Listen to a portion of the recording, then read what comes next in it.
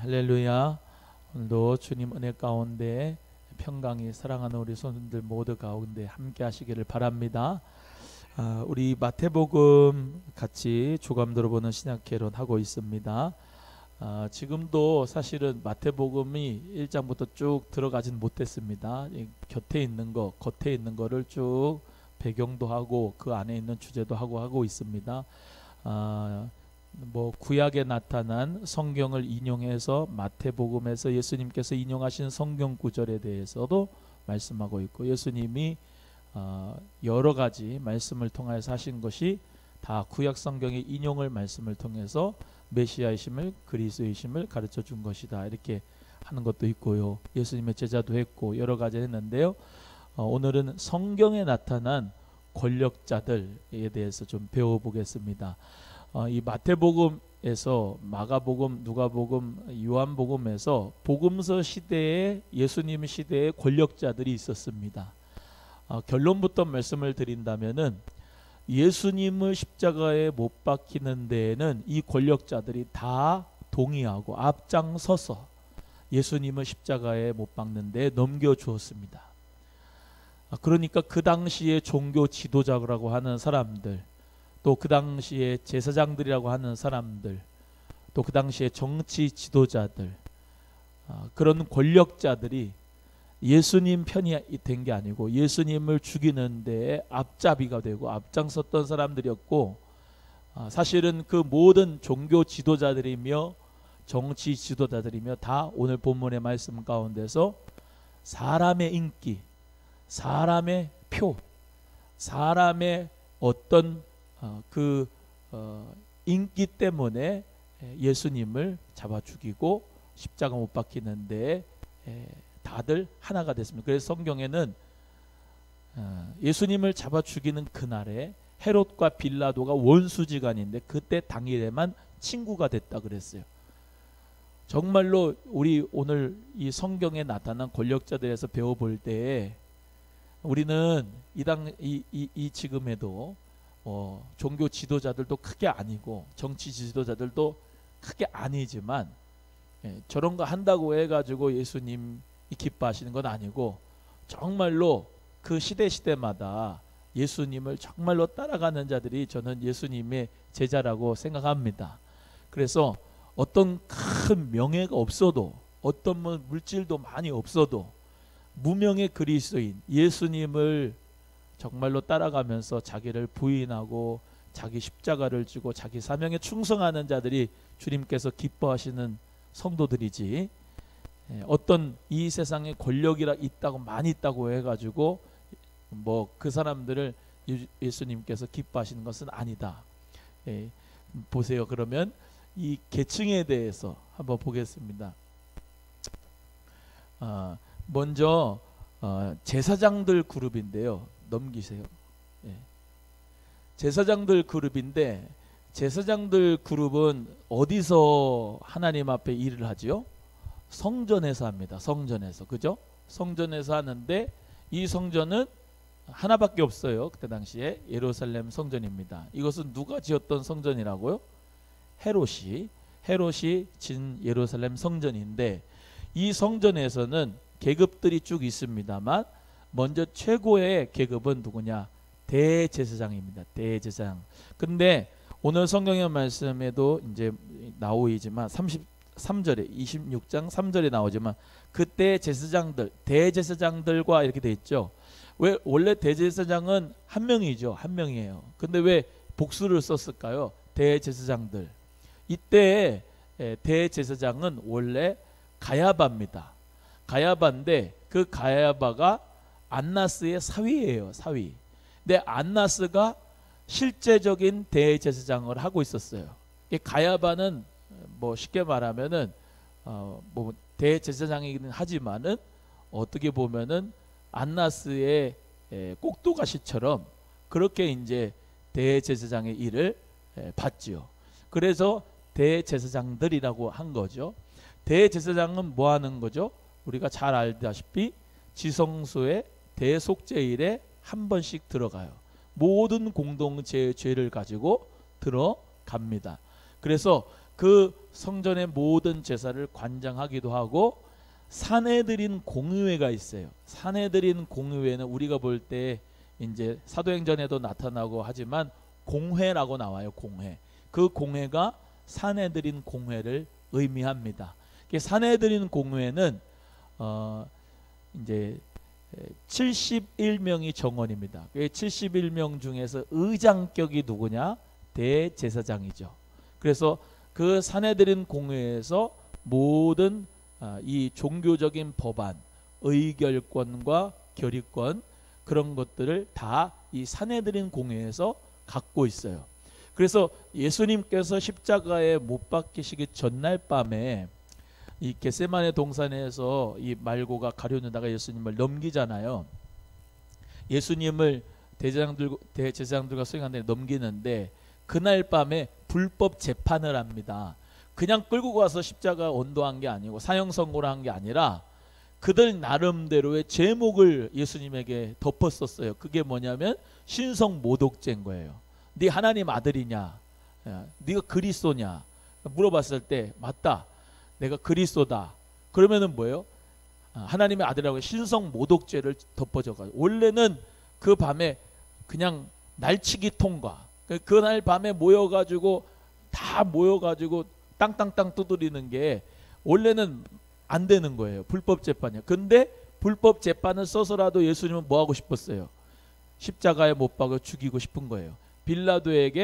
빌라도는 그 다음날 새벽에 6시에 빌라도 법정에서 사형 언도를 하지만 그날 밤에 여러 가지 일들이 생긴 거예요. 그 새벽에. 예수님이 대제사장 집에 끌려갔다가 베드로가 예수님을 보고 멀찍이 서서 불 쬐면서 말이죠. 어떤 비자가 물어봤을 때 너 예수당 아니냐? 그러면 예수당 아니다. 그런 것들도 그 밤이고요.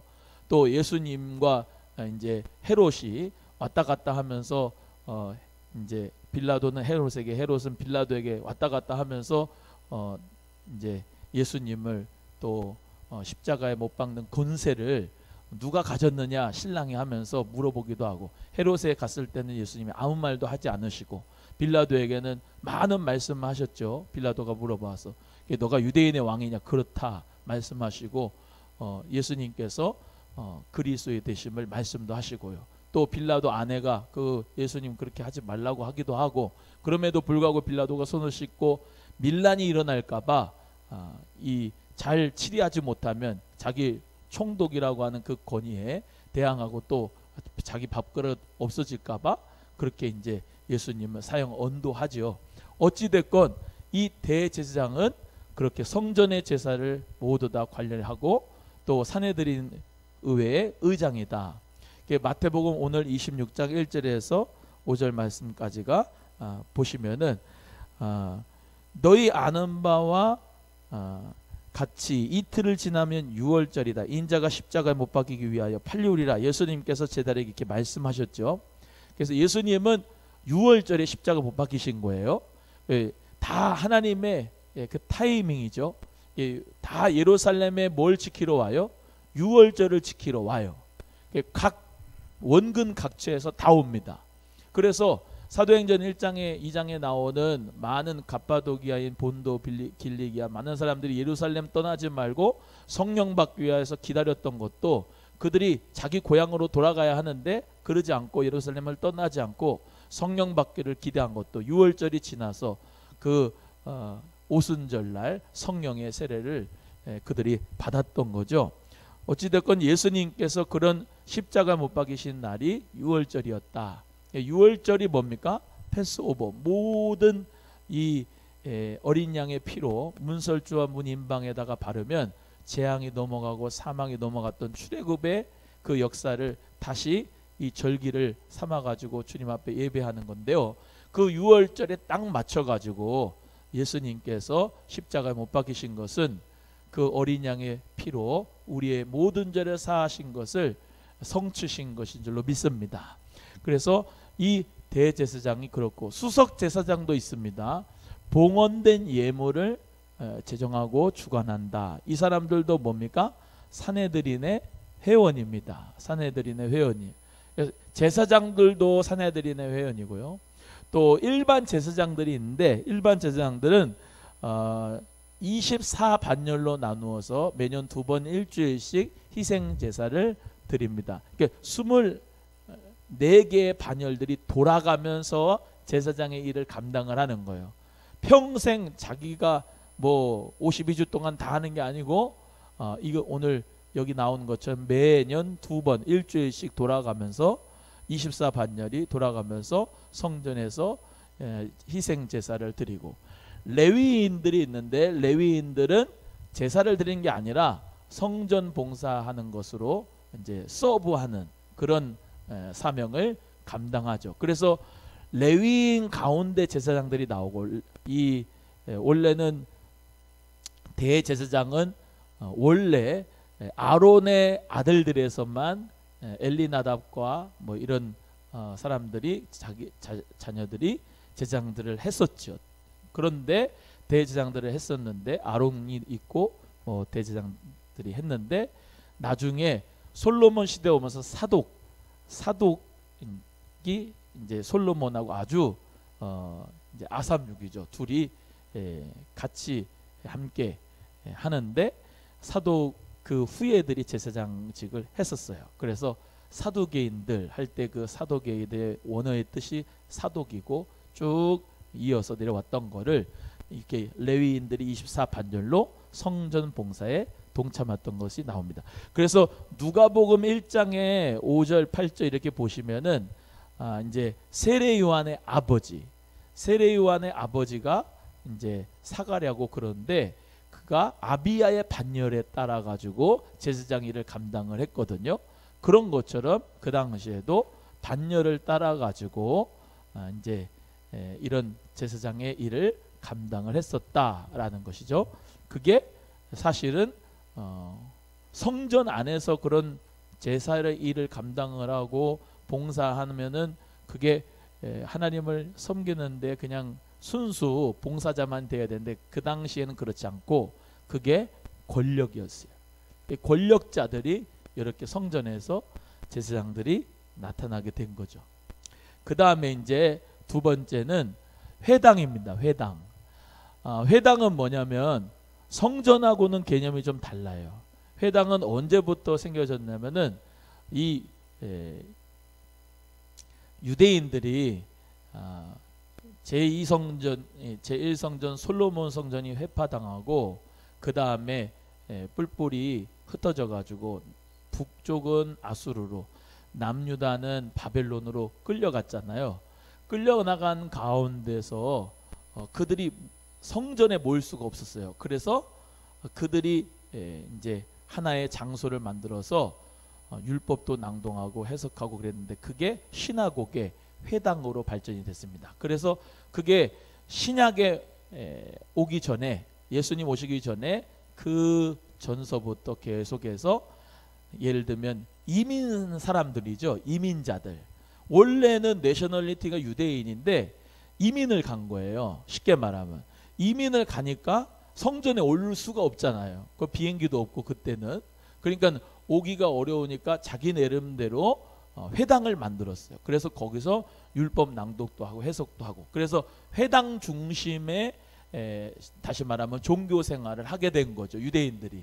그래서 그 회당에서 이제 하고 있는데, 예를 들면 가버나움 회당도 있었고 나사렛 회당도 있었고 뭐 여러 회당들이 있었던 거예요. 그 회당의 장이 있죠. 회당장. 회당장 중에서 우리가 아는 사람이 있어요. 야시로 시작하는 사람. 야이로. 회당장 야이로죠. 그 사람이 가버나움의 회당장이었죠.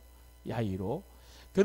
그렇게 이제 회당장이 있는데, 회당장은 뭐냐면은 원래 좀 읽어보면 좋은데 잘 안 보이실 것 같은 제가 읽어드릴게요. 회당의 모든 책임을 가진 회당의 수장이었다.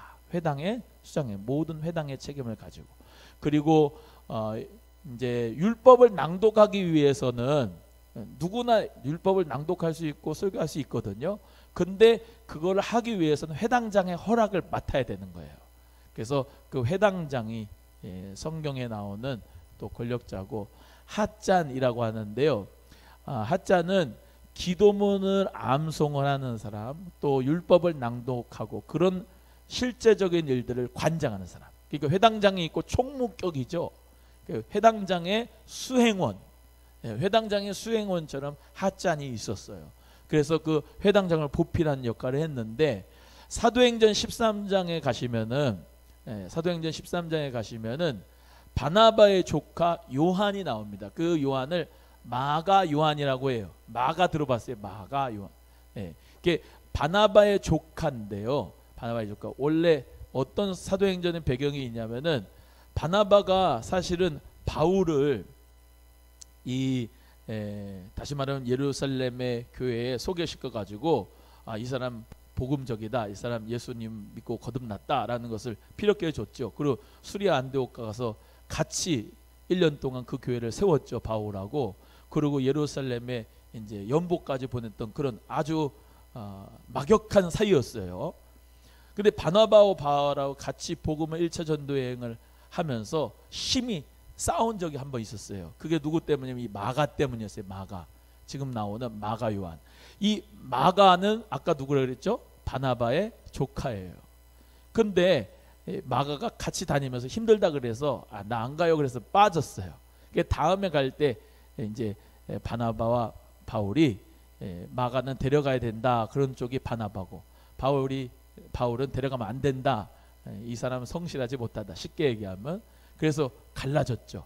바나바는 그때 이후로 복음 이제 이런 그 역사 여행에, 전도 여행에 나오지 않고 바울만 나오죠. 바울만 나오는데 그 사람이 바로 마가 요한입니다. 그 마가 요한이 핫잔이었어요. 핫잔. 사도행전 13장 5절에 보시면은 이 이제 회당을 보필하는 수행원으로 나옵니다. 그래, 어찌 됐건 그 회당장. 그러니까 이제 마가는 뭡니까? 우리가 볼 때 현찮은 사람으로 보면 안 되는 게, 회당장에 이제 보유하는 보필하는 수행원까지 했다라고 하는, 핫잔이라고 하는 것도 생각할 수가 있어요. 세 번째, 이제 랍비가 있습니다. 랍비. 우리 랍비는 많이 들어봤죠. 사실 랍비라고 하는 사람들은 이 스승이고 그들의 제자들이 있습니다. 지금도 유대인들은 랍비가 있어요. 랍비 앞에 이제 제자들이 와서 성경 말씀을 배우기도 하는데, 우리가 잘 아는 대로 랍비 교육을 누가 받았어요? 이 가말리엘의 문화생이었다, 사도 바울이 그랬죠. 가말리엘은 그 당시에, 가말리엘이 성경의 사도행전에 한번 나옵니다. 사도행전에 한번 나오는데, 이 가말리엘이 그 당시에 산헤드린 공회였었던 것을 이제 알 수가 있고, 그 안에서 이제 많은 배움이, 유대적인 지식이, 율법적인 지식이 있어서 그 밑에 바울이 그 공부를 했었죠. 이게 랍비. 예수님이 어떻습니까? 그 12살 때 성전을 방문하셨을 때 랍비들하고 대화를 한 거예요. 랍비들하고. 근데 랍비들하고 대화를 했는데 예수님이 막힘이 있어요, 없어요? 막힘이 없이 그냥 술술술술 하나님 말씀을 이제 토론하면서 묻기도 하고 배우기도 하고. 그게 이제 유대인의 교육이 뭡니까? 토론식 수업입니다.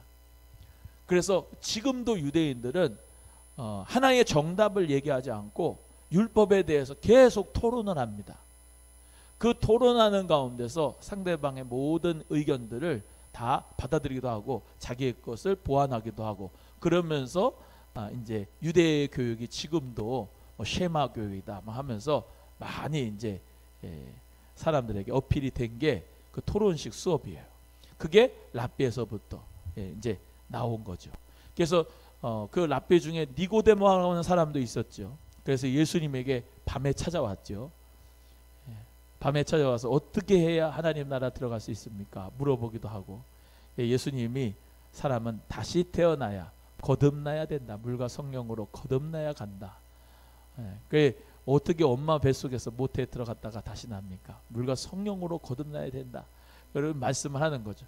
우리가 볼 때는 참 답답한 사람인데 그 당시에 그 랍비였다는 거죠. 그래서 예수님께서 쭉 말씀을, 요한복음 3장의 내용이 니고데모와의 대화, 랍비와의 대화였는데, 그 가운데서 하나님의 나라에 들어가는 조건에 대해서 말씀하시고, 예수님께서 하나님의 세상을 이처럼 사랑하사 독생자를 믿어야 멸망치 않고 영생을 얻는다라든지, 모세가 이제 노뱀이 들렸던 것처럼 예수님도 인자도 들려야 한다 말씀하시면서 여러 가지 말씀을 하셨죠. 그게 이제 이렇게 성경의 권력자들이옵니다. 세 번째 이제 공회입니다. 이건 공회는 여러 가지 공회가 있는 게 아니에요. 그냥 딱 하나입니다. 산헤드린 공회. 이게 하나예요, 하나. 그 산헤드린 공회가 이제 조금 더 발전을 해서 예루살렘 총회가 되고, 가톨릭에서 얘기하는 예를 들면 칼케돈 회의, 니케아 회의, 수많은 그런 회의에서 나온 신앙 고백들이 있어요. 사도들의 신앙의 고백이 뭡니까? 사도신경이죠.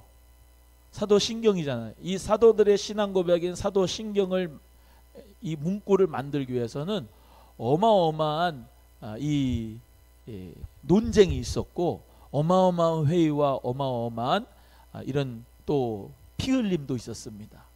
그러면서 이제 한 구절 한 구절 단어 하나하나가 정말로 귀한 단어예요. 그래서 주문 외우듯이 사도신경을 외우면 안 되고, 정말로 내 믿음의 내용이다, 사도신경이.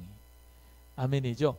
나중에 이 웨스트민스터 신앙고백, 이걸 좀 같이 배울 수 있는 시간이 수요일날 나누면 좀 좋겠는데요. 대한예수교 장로회 장로교인들은 나와 있습니다. 안수 집사님이 되는 것도, 목사님이 되는 것도, 전도사님이 되는 것도 다 뭐라고 합니까? 사도들의 신앙고백뿐만 아니라 웨스트민스터 신앙고백에 따른 신앙고백을 하는 그 가운데서 장로교회 그 교리가 있기 때문에 나중에 한번 그것도 배워봐야 되는데요. 거기 보면은 여러 많은 질문들이 있고 그 질문에 대한 대답이 있어요.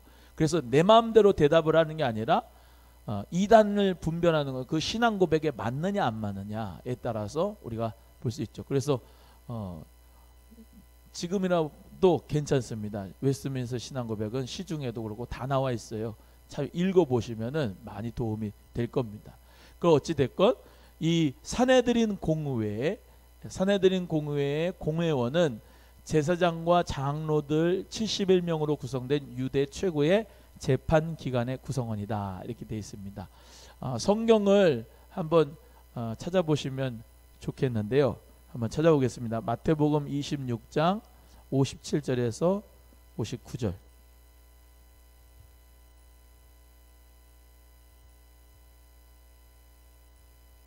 마태복음 26장 57절에서 59절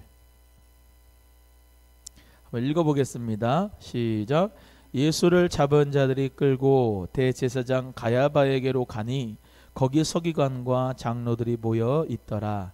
베드로가 멀찍이 예수를 쫓아 대제사장의 집 뜰에기까지 가서 그 결국을 보려고 안에 들어가 하속들과 함께 앉았더라.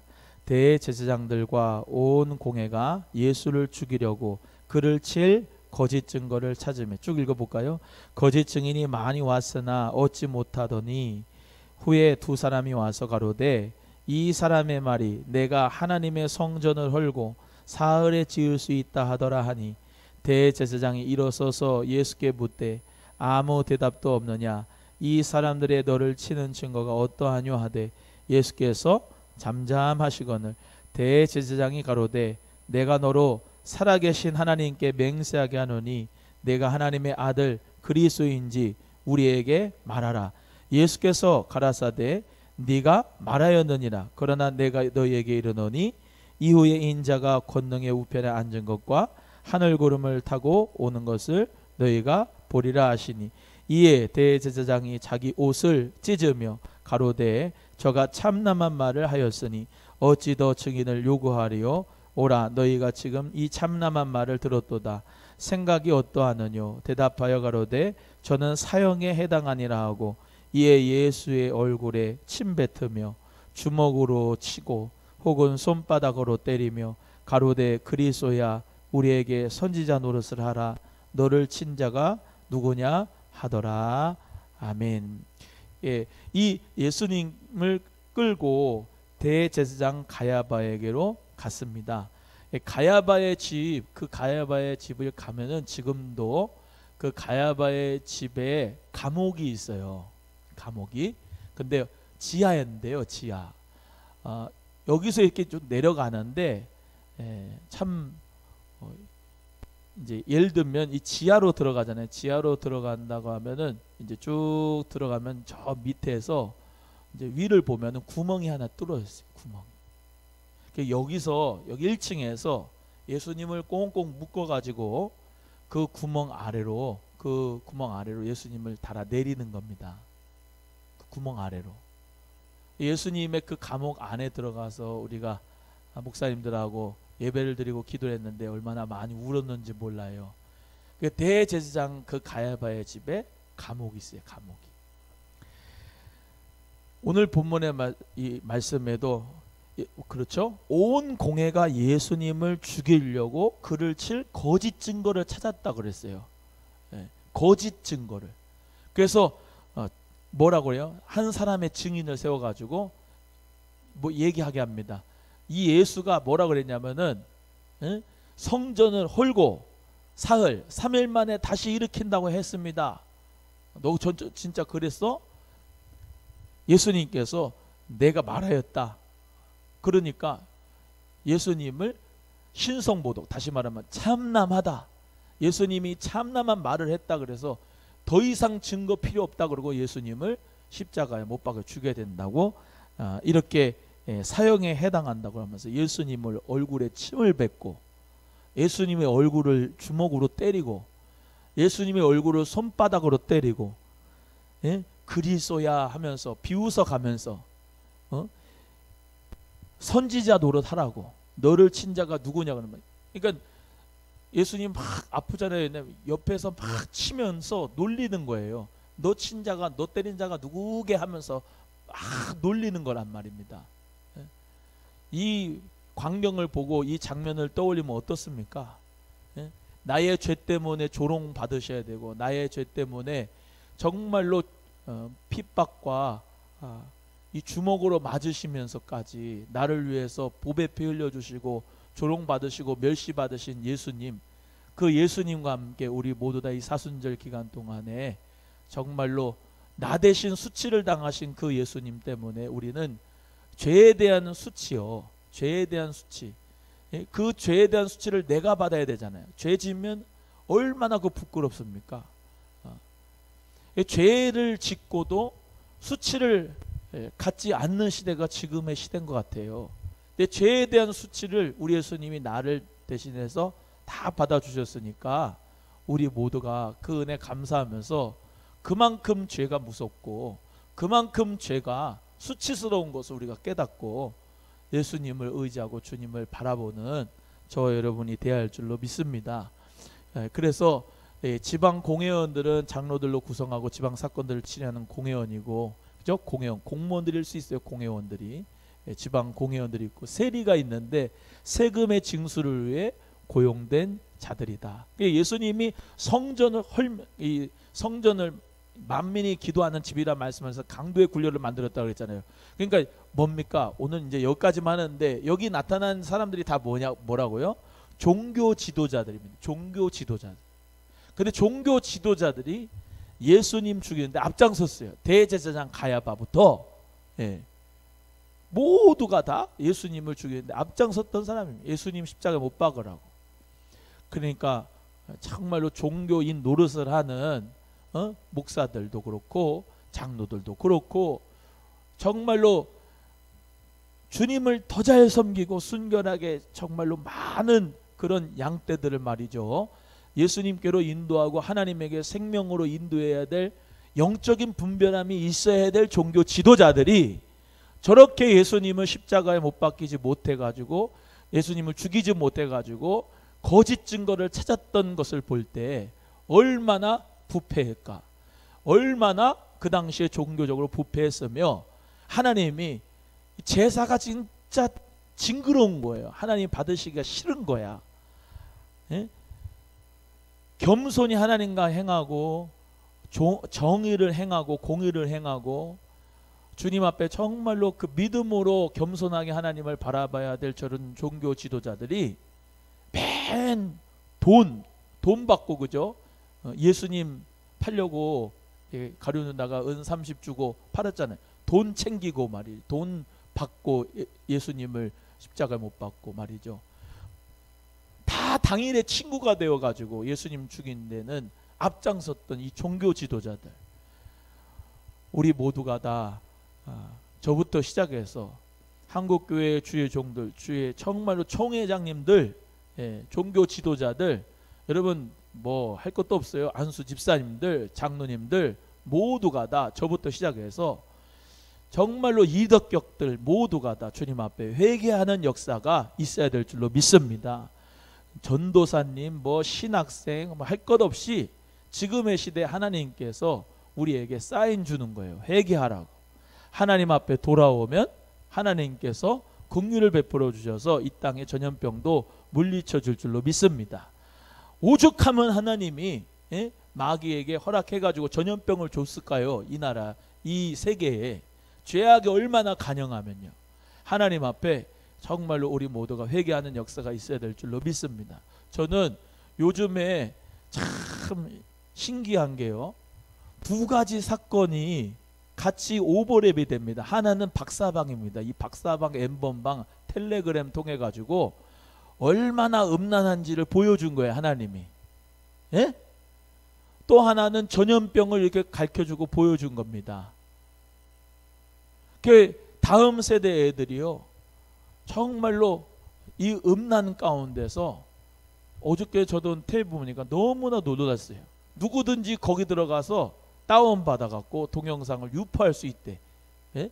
누구든지 그거 보고 두세 뭐 어려운 게 아니랍니다. 그거 받아가지고 그렇게 내버려둔 이 상업적으로 얘네들을 갖다가 이렇게 만들어 놓은 시스템을 만들어 놓은 기성세대부터 회개를 해야 되고, 할렐루야.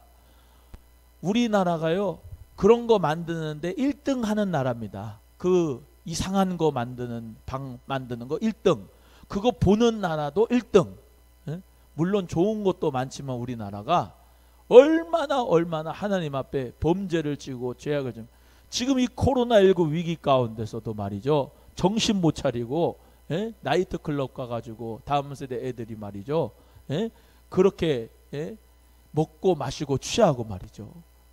그 가운데서 정신 못 차리고 이 다음 세대들을 잘 기르지 못하는 기성세대나 모두가 다 죄예요. 모두가 다 죄. 우리 모두가 다 정말로 회개하는 역사가 있어야 될 줄로 믿습니다.